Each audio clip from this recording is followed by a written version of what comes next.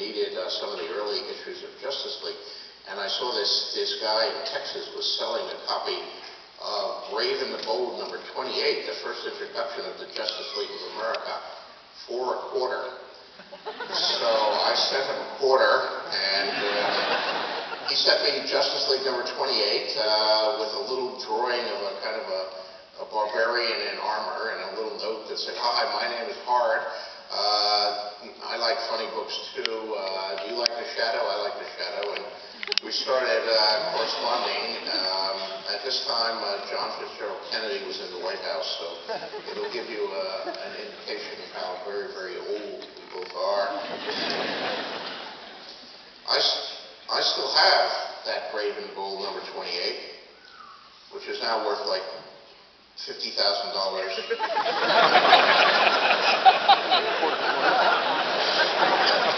Howard spent the quarter.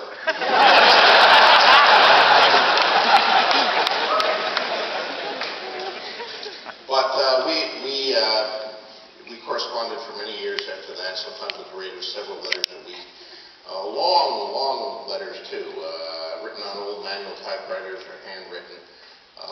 As Howard likes to say, some of our letters were so long it took a 4-cent stamp to mail it. At that time, I had never been to Texas. In fact, I'd hardly been anywhere out of Bayonne, New Jersey. I'd been born in Bayonne, New Jersey, and I never went anywhere. We lived on First Street from when I was 4 years old. Bayonne is a peninsula, so it was right on the water. And my school was on 5th Street, so I would walk those 5 blocks from 1st Street to 5th Street to go to grade school every day. And, that was almost my entire world. Occasionally I would take a bus up to 16th Street or 25th Street or 31st Street, where the 3 movie theaters in town were. And occasionally we would visit my grandmother or my aunt who lived further uptown too in the 20s and 30s, but those were rare expeditions into strange and exotic climes. We did not even own a car. Other people in Bayonne would go on vacations down to the Jersey Shore, or would go over, we could see actually New York across the water, New York Bay, but we never crossed New York Bay. Bayonne was a blue-collar town, an oil refining town, very much on its own. But we didn't have any money. My father was a longshoreman through much of my life, but there was a period early on where he was unemployed for some period of time, and we were just living on his unemployment insurance. I remember that as lasting like 9 years, but it probably actually only lasted 9 months. Things are longer when you're a child. And then he got a job as a longshoreman, but unloading ships on the docks of Bayonne and Jersey City and Brooklyn. Even that's not easy. When you first join the longshoreman, you're hired, you have your union card, but you're not necessarily part of what they call a gang. So you get up every morning and you go to work, and it's called shaping up, and you hope that the boss chooses you. It depends on how many ships they have today. And they will choose the gangs, the existing gangs of like 10 longshoremen who work together first. And then if they need extra men, they'll look at the guys with the union card and say, yeah, I'll take you, I'll take you, I'll take you. So a lot of days my father got up at dawn and went to work, and then, was back in the house by 9 a.m. because he didn't get picked. But eventually he started getting work. My mother, when I was old enough to go to high school, got a job at Maidenform as a brassiere inspector, which isn't nearly as glamorous as it sounds.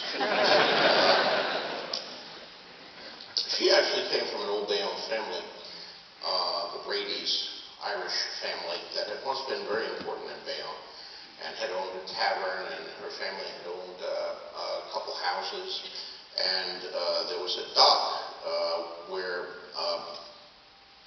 James Brady and Sons, her great-grandfather's company, had unloaded. They were in construction and building supplies, and they brought in building materials to their own dock, which they built, which was called Brady's Dock.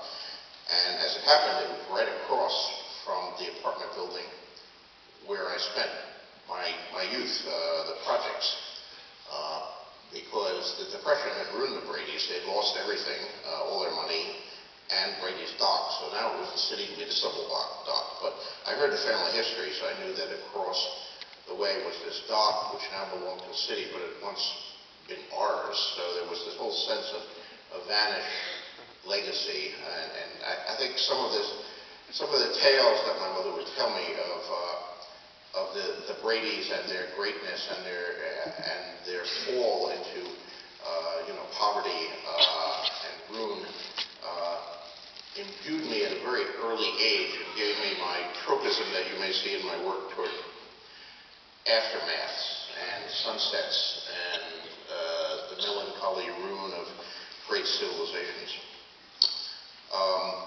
But we did look into the projects. We had no money. We had no car.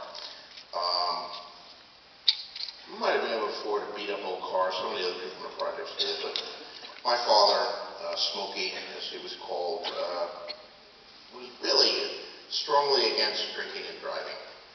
And as he often said, he wasn't about to give up drinking.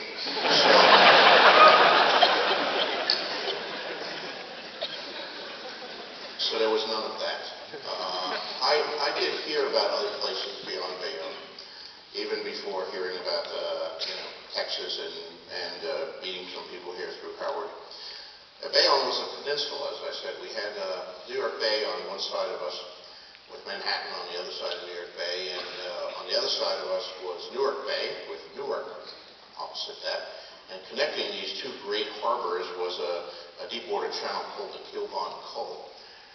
And the projects that I lived in on First Street were directly on the Kilbon Cove. There was First Street was between us, and then a tiny little park and Brady's dock, and then it was the waters of the Kilbon Cove and Staten Island across the way, where that was another place that we never went, Staten Island. So I would sometimes sit in the window of my living room and look across at those lights in Staten Island burning through the night. And for me, they were the green light at the end of Daisy's dock that Gatsby looked at. They were lights of Paris. They were lights of Shangri-La.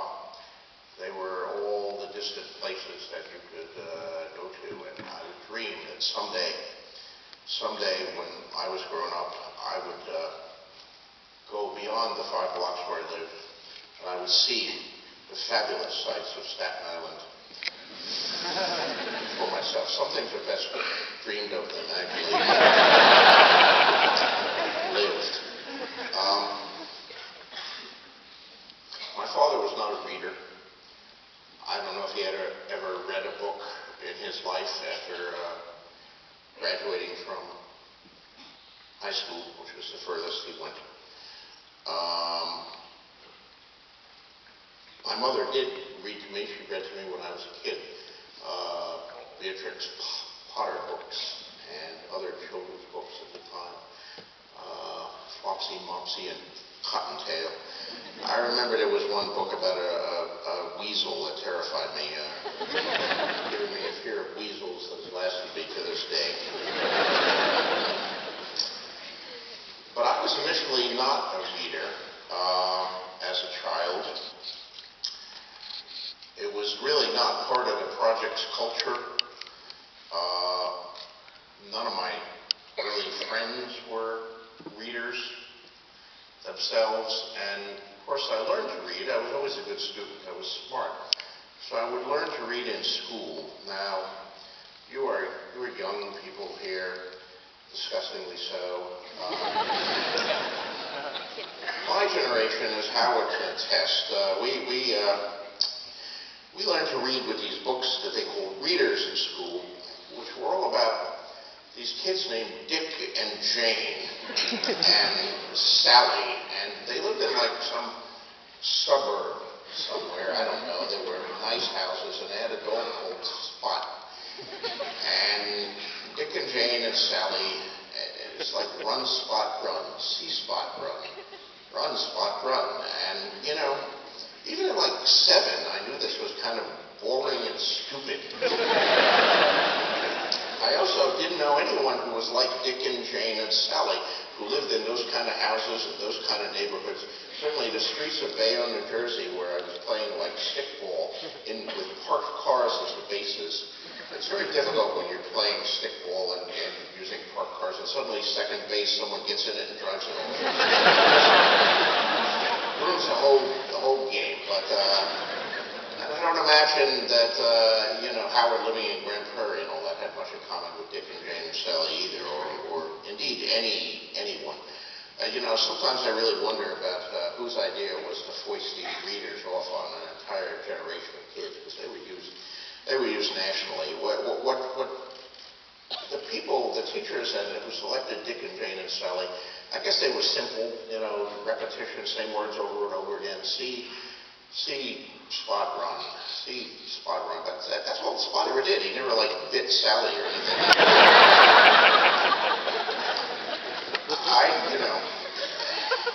The stories were dull. The stories were dull. And what I would eventually learn in life is that, that's what the heart of reading is. It's not the words. It's the stories. It's the characters. For me, what really made the difference was comic books.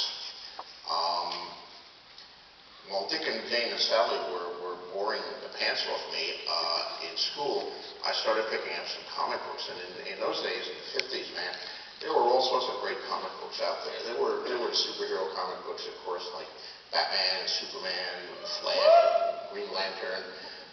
Marvel was a little bit later, but I was there for the beginning of the Marvel thing. But there were war comics, and there were love comics for the girls, and there were nurse comics. There were true documentary comics like Flight, the history of flight, the history of history, the history of dentistry, whatever you wanted, there was a comic about it. There were hot rod comics. I bought hot rod comics all the time because we didn't own a car, and I thought it would be really cool to have a car, especially like a hot rod car, but we didn't have those either. So there were all these comics, and they were full of stories and art, but I could never quite understand. The teachers didn't really encourage you to draw comics. They wanted you to read Dick and Jane, and don't read those comics. They will rot your mind. But in fact, much of my exposure to the great works of Western literature was through Classics Illustrated comic books, where I read, The House of the Seven Gables and Ivanhoe and Tale of Two Cities. All those comic books first, and then they would impress me, and I would go out and read the real thing eventually, many years later. The first real science fiction book I got was given to me by one of my mother's friends when I was, I think, in probably about 7th grade or so. But for Christmas one year, she gave me, and thereby changed my life, I think, she gave me a copy, a Scribner's hardcover of Robert A. Heinlein's classic juvenile science fiction novel, Half Spacesuit Will Travel.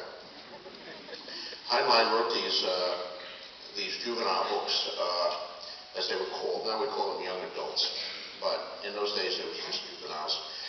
All through the 50s, he wrote one a year, and I think Half Spacesuit Will Travel is one of the best. It was a great one to start with, although I did later go back and read all of them.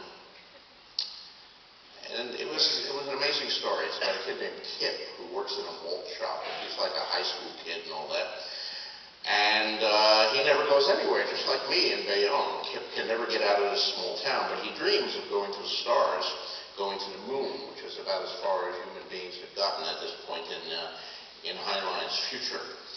And one day, a soap company is having a contest for jingles to win a free trip to the moon. So Kip decides he will win this, and he comes up with like 300 soap jingles for, I think it was Skyway soap, Spaceway soap, something like that. And he sends them all in, and he doesn't win the free trip to the moon, but he wins a space suit, a used space suit, for 8th prize or something like that. So that's his prize, and he he's trying it on in the backyard, and it has a working radio, and he's broadcasting, and some aliens hear his transmissions, and they come and kidnap him. And then it was great. It just kept getting bigger and bigger. First they take him to the moon, and you think that's pretty far, and then he winds up on Pluto, and that's even further, and then he winds up on the lesser General Cloud there, and in the end, he and his little girlfriend Pee-wee are defending the entire human race, which has been put on trial by the aliens. And there's bad aliens called the worm faces, and a good alien called the mother thing, and I was addicted. This was the greatest thing I ever read. This was better than Batman and Superman put together. So at that point, I started taking some of my weekly allowance and not spending it on comic books, spending it on science fiction books. Of course, that Heinlein Juvenile was the only science fiction book that only hardcover book that I could afford for more than a decade. So all I could afford on my allowance was the paperbacks, the 35-cent ace doubles. For 35 cents, you got two complete novels back to back. They had two covers, one on each side, and you could see two covers, great covers, usually by Ed Twiller or Jack Vaughan or Frank Kelly Frias or one of the other things, and read two complete novels, as they said. Actually, they were novellas, and some of them were abridged, but it was still pretty cool to get two stories for 35 cents. And they were sold in spinner racks at my local candy store. We had no bookstores in Bayonne, New Jersey. There wasn't a bookstore to be found. But there were candy stores. And the candy stores had a comic book rack, and it didn't sell candy. I mean, sometimes in the Midwest, I don't know how it is here in Texas, but in New Jersey, what we call candy stores, I guess you'd call them bodegas today or something like that, but they had lunch meats, and they had some, like Milky Ways and Hershey bars in the way of candy, but it wasn't a place where you bought box candies and all that. And they had groceries in the back, and they had newspapers and magazines. And, it was almost like kind of a little neighborhood general store. And some of them, sold, you could bet a number under the table, but we won't talk about that. And they had a comic book rack, and they had a paperback spinner rack, a wire rack that spun around. And that's where I found my ace doubles and the early other science fiction books that I read. What was great about the spinner rack for me was that it wasn't like a modern bookstore where everything, here is the science fiction section, and here is the mystery section, here's the fantasy section. Everything was mixed together. They only had like one or two copies of any title anyway. So I would go in there every week and, look at the new comic books and see what was coming out, and then I'd spin the spinner rack and look for new ace doubles or other science fiction books. But to find them, I had to go through all these other books and mystery novels and